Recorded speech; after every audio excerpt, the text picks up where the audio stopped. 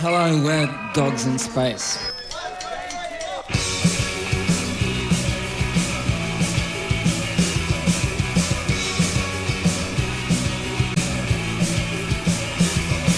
Long ago when I know at the time when I was in it, I thought it was the wildest, most exciting, that we were creating something without saying wanking.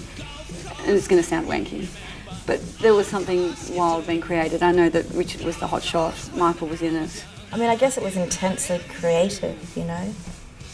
It was, and the story was big, the content was big, the songs were big, the whole thing was a very potent time. I always had a vague idea that as we were living through it, that it was sort of film-worthy material. I just felt it was, especially because I was involved with it probably, but I felt it was quite an exciting period of time in both music, fashion, the arts. Wasn't it real life? I thought it was a documentary. I loved it. It was the funniest thing I've ever read. Funniest script I've ever read. I think it was the funniest thing I've ever read. But then I hadn't actually read a script before. I just thought it was, fabulous. And here's someone going, do you want to produce this film? And it was that arrogance of youth as well. I actually went, yeah, sure. But now, of course, I go, oh my God, why would you get me to produce a film? Because I wouldn't know anything. I just remember feeling inadequate to the task. I remember, I took pleasure in something and stuff, but I really couldn't say that I enjoyed going to set. I felt that it was out of control and that I was meant to keep it under control, and that so I'd failed in that. I do remember going around and pinning up handwritten signs saying, no one is allowed to take drugs on set. It's a sort of film I think there should be more of, I think, in Australia. It's made differently, it's made in a totally different fashion than most films in Australia. It's a work of love as well, by everybody involved. They're working cheaply. The word was out that anyone who was pale, looked sick, awkward, uncomfortable, you could go down, you could pretty well much get a job as an extra on Dogs in Space. And I was desperate to be an extra on Dogs in Space. Everyone, I promise you, everyone wanted to be the extra. A lot of the crew members are people I've worked with before, and some of them even go back to Swinburne, which is the film school we all went to. I tend to prefer to work in an environment where I trust the people and trust them as filmmakers, not only as technicians. We find a lot of the people on this crew are quite qualified filmmakers in their own right. We don't tend to work in a general, conventional manner of, the director tells everyone what to do. We tend to work more with the pool of ideas. Everyone is able to suggest shots or direction. I do like to keep a flow of ideas, and a lot of the best things we've done in this film and in other films have come from ideas that come out of a communal feeling of everyone pulling their ideas on set. Well, I think the area is quite important to the feel of the film, and definitely the house. The script was written for this particular house, so if we hadn't have had the house, it would have been a fairly major rewrite for a lot of the scenes. Could have done it, but it's just, all the choreography in the script was designed for that house to be able to, like, for instance, be able to wander through or just the different amounts of ways you can go through rooms, because all that rooms are largely interconnecting. It was like one of those classic two-storey late Victorian jobs where you had a corridor on the ground floor going straight down the centre, and you had bedroom,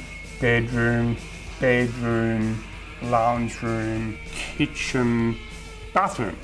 And then upstairs you had two beautifully big bedrooms on overlooking a balcony. Then you had a little small pokey bedroom, which originally was mine. Then you had another large bedroom, which was Hutchence in those days. There were lots of bedrooms, and there was lots of flexibility in the bedrooms, and there was lots of flexibility in the beds. It was a bloody good house. It was a good house. Go on. Get up. Well, what sort of time do you call this? We've been up since 5 o'clock. Come on.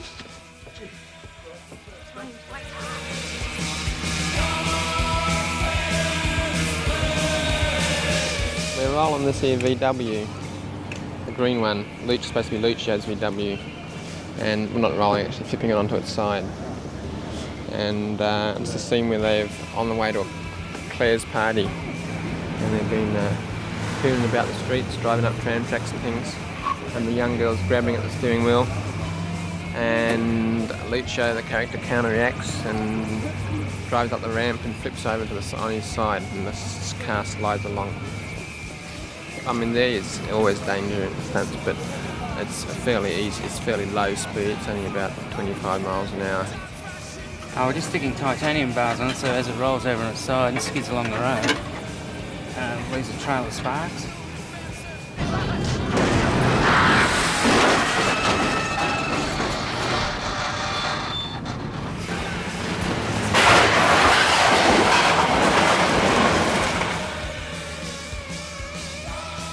I've done it myself.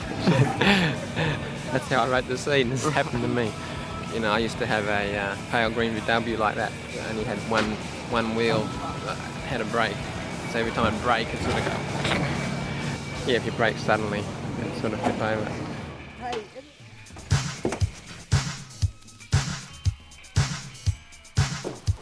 Hi guys, what's happening? A lot of people don't realise we show the film at its present shape, and they sort of think that's complete. I come in about 11 or 12, and I go home about 1 in the morning. 109 take 2, Jenna. 109 take 2. Well, this is not what you'd call a terribly conventional film, and the editing is an interesting part of it. Started off in the editing field, so I sort of tend to involve myself quite strongly in the editing process. His script was quite explanatory, but the style of shooting turned out to be a little bit more interesting than the normal way film shot. This has got a lot more sort of visual excitement in it, and use of music. They're recording live vocals on the day to a playback track, so you're getting a nice raw approach to the whole thing, as opposed to just miming to playback, and that gives it a lot more realism. Well, this is totally different rhythm to Strikebound because of Richard and Andrew's style, which is often very big, long takes. And then if that doesn't work as far as rhythm, then you have to cut into them. It's very interesting seeing people who haven't read the script or don't know anything about it engaging their reactions, because you tend to get very personally involved in what you're doing, and by the 50th time you've seen a scene, you know what's going on and what's happening. I do remember actually having more trouble with the experienced actors than I had with him and some of the inexperienced actors. I remember it quite clearly, like I'm sort of coming out going, you know, Michael's never done it before, and he knows his lines, he's incredibly serious about it. And there was criticism of his mannerisms in performance, but again, if you knew the character he was recreating, he did an incredible job, and not just of mimicry, but of repeating all those mannerisms of a upcoming pop star or up or downcoming pop star or whatever. It's just, that was so much a part of the time, that sort of manneristic, creating a persona for yourself. And he did it exceptionally and gave it depth. I think he did a fantastic job of being me. Yeah, it was instantly recognisable. Yeah. As Sam. Gollum springs to mind. This sort of shabby looking, filthy thing coming out from in this dark room, sort of like cave-like. I remember my first reaction was, gee, Michael's really kind of overacting, you know, like when I saw some rushes and things. I was actually working with Sam in that record store, so I really got to know him. And the thing was, it just blew me away. Like, Michael did this amazing, you know, kind of note for note kind of riff on Sam. And then I just realised, wow, that was actually really good acting. The film, the era that this film is set in, what did this era mean to you? Oh, 79 was when, let's see, I was 19. I just joined up with INXS in a sort of serious way. Just before that, this was my sort of surroundings, more or less. Any girl that would spend 10 minutes alone with Mark Hutchence in a room, you're gone. You're completely gone. He was that fucking charismatic.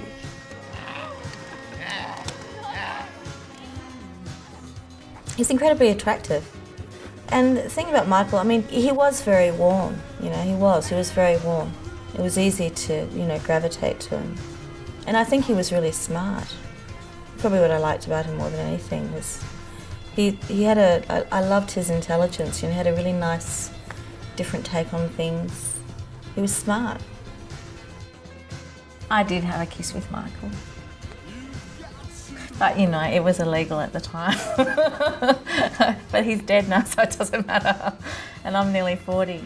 But yeah, it was a pash, wasn't it? If I was 14, it was a pash. And it was I've always wanted to kiss you, quick, kiss me. And then it was, oh, but you're so young, this can never be. And I went, oh. And then, you know, on to the next thing, you know. It was beautiful, you know. At the time it was, you know, I guess you look back and you just think, yeah, it was beautiful. And, you know, he seemed so old to me then, and he was so young. He was so young. We all were. Well, one day I said, Michael, I'm really tired. He said, why don't you sit down? I said, there's nowhere to sit. He said, why don't you sit on my face? The floor or Michael's face? What would you prefer? I thought. 1975 and Gang of Four. Oh, you chainsaw baby? Anyhow. How'd you like a nice big axe to play with, eh?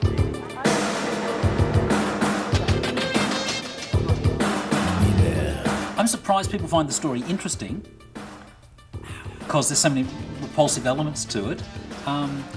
But in terms of how real it was at the time, yeah, I think it holds up incredibly well. You know, I still get people saying, you know, favourite film, you were great, loved your performance, I fell in love with you.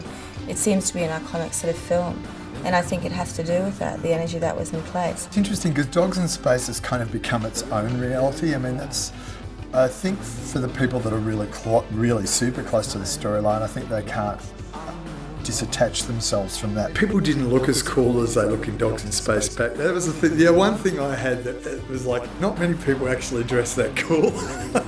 Like, we wore really shitty clothes. Like, I know myself and the Primitive Co-Players, we were like Ford t-shirts and jumbo cords, you know, and they were like total dags. Well, I wasn't wild. Yeah, I was wild. Like, who wears a garbage bag for a dress? Like, who puts on a garbage bag and says, yeah, I'm going to go out in a garbage bag? I look hot. Well, why did I make Dogs in Space? Because I thought it was, the house as I remember it, I thought was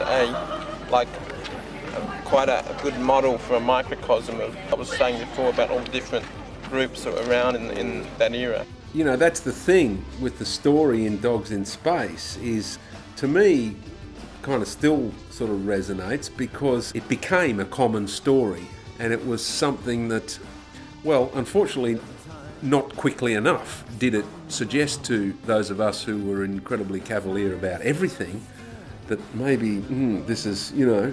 After all this time, to me, it's sort of almost a documentary. It's like it's someone else. You know, it's 30 years, it's a long time. My days on Dogs in Space, some of them were the most loneliest, saddest, horriblest days of my life. And yet some of them, you know, I couldn't laugh hard enough. I couldn't have been happier. I couldn't have been more thrilled. I mean, initially I don't think I really knew that world. I mean, I got to know that world because I got to know those people afterwards and during the filming of it. I mean, I think I felt very much like I was an actor and playing a character in this world that was really unknown to me. And certainly that, you know, heroin was just bad. And, you know, complete losers took heroin and that was it. And I never had come across any of that before. And then I came to Melbourne and did Dogs in Space and met all these junkies. Yeah, look, I think it had a lasting effect on everybody. I mean, I think that film was so pivotal. I think I was really out of my depth. I was way too young to process so much. It wasn't a big deal for me, and it wasn't something that I'd experienced before, but I did experience heroin for the first time on the set of Dogs in Space. But I was going to be corrupted anyway, you know. It was really, as I said, you know, pivotal. I lost my virginity during the shooting of Dogs in Space. There you go. I don't think that I should have been allowed to do dogs, but I also think that I've learned so much from that experience, and it's a part of me. And I'm very, very lucky. As I said, nothing terrible happened to me. I was incredibly moved by it because the central drama in the death of the Anna character was based on the death of my girlfriend at the time, who was, you know, the love of my life. I felt that people who saw the movie might have thought that I'd been somehow to blame for what happened, and I took umbrage basically, and also kind of made it patently obvious in the press as well. And I was aware that I was self-publicising to a certain degree there, like it was more interesting. But it was kind of like a fantasy film, you know, in some respects, right? To me it wasn't anthropological as such, right? And, you know, that was probably the more, you know, that to me was the more interesting kind of, you know, parts about it.